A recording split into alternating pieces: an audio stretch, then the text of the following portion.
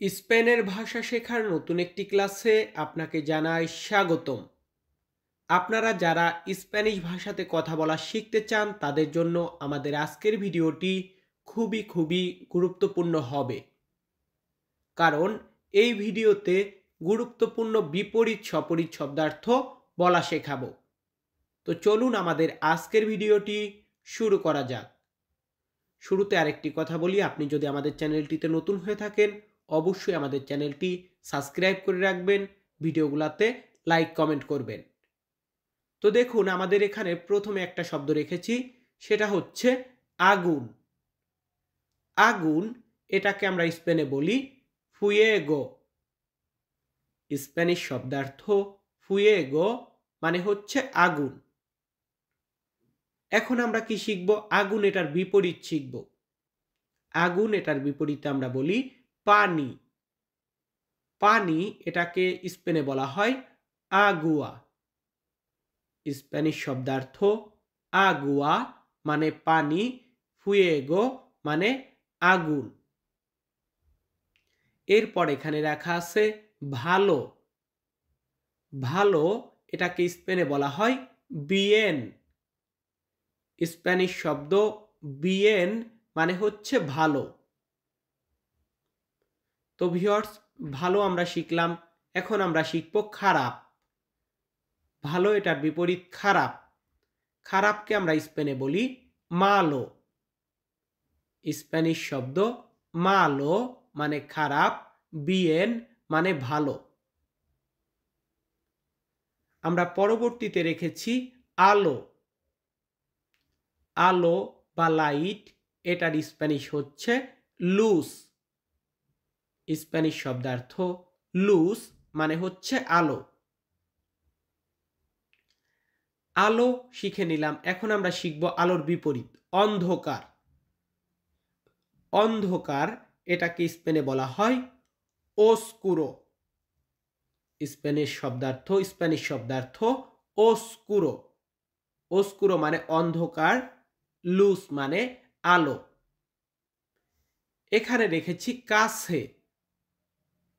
কাছে এটাকে আমরা স্পেনে বলি সেরকা। স্প্যানিশ শব্দ সেরকা। সেরকা মানে কাছে। কাছে এটার বিপরীত আমরা বলি দূরে। দূরে বা দূরবর্তী এটাকে আমরা স্প্যানিশ ভাষাতে বলবো লেখোস। স্প্যানিশ শব্দ লেখোস মানে হচ্ছে দূরে। তো ভিউয়ার্স, এই শব্দগুলোকে স্ক্রিনশট মারবেন, বারবার দেখবেন, মুখস্থ করবেন, দেখবেন এভাবে সহজে শিখতে পারবেন। তো যাই হোক, এখানে রেখেছি খোলা।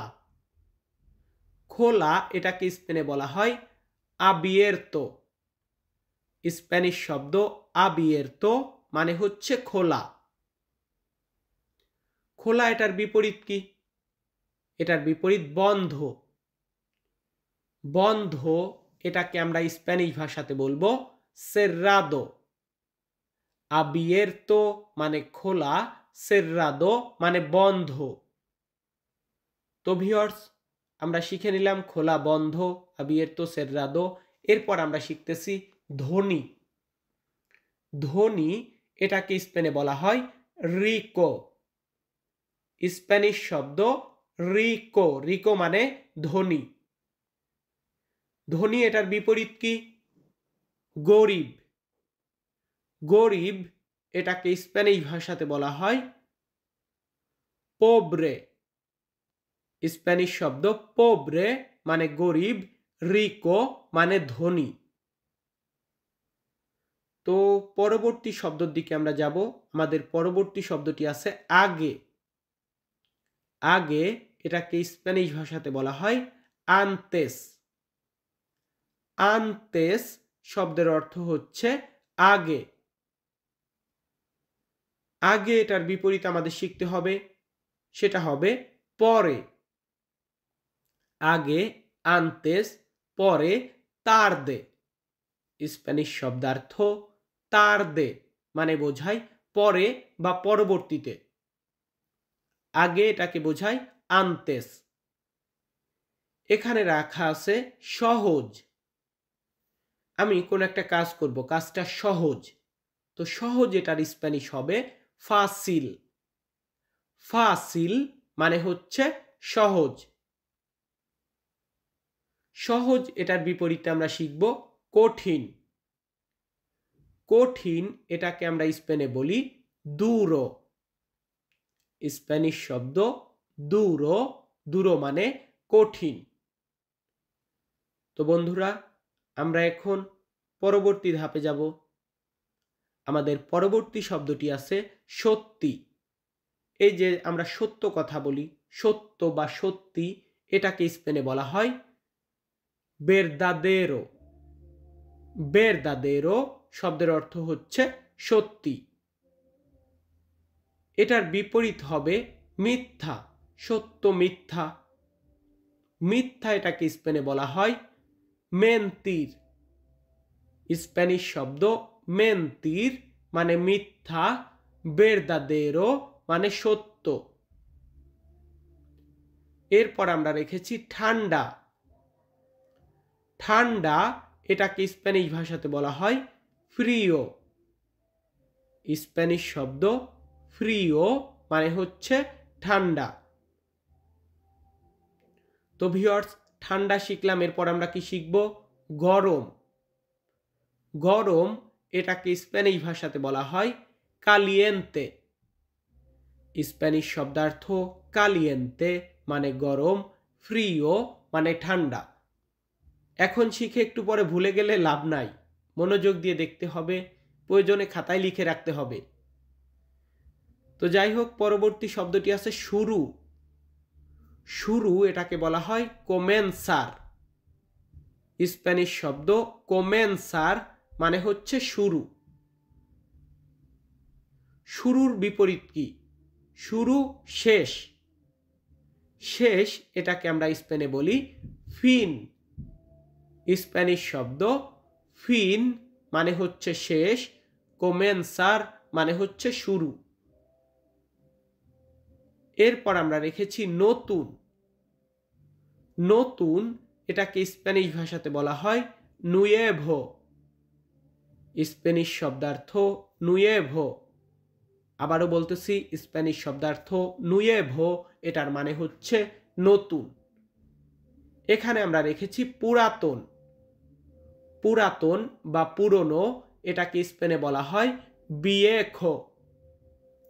স্প্যানিশ শব্দ বিয়েখো মানে হচ্ছে পুরাতন।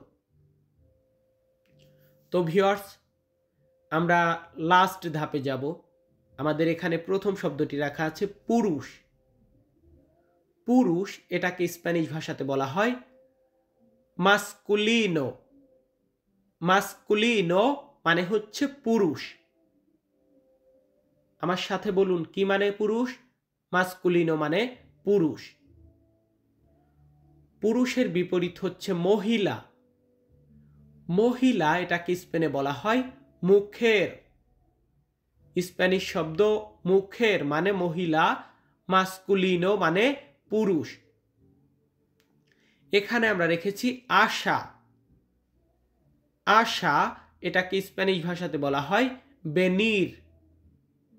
স্প্যানিশ শব্দ বেনির। বেনির মানে আশা। এরপর কি শিখব? এরপর আমরা শিখব যাওয়া। যাওয়া এটাকে স্প্যানিশ ভাষাতে বলা হয় ইর।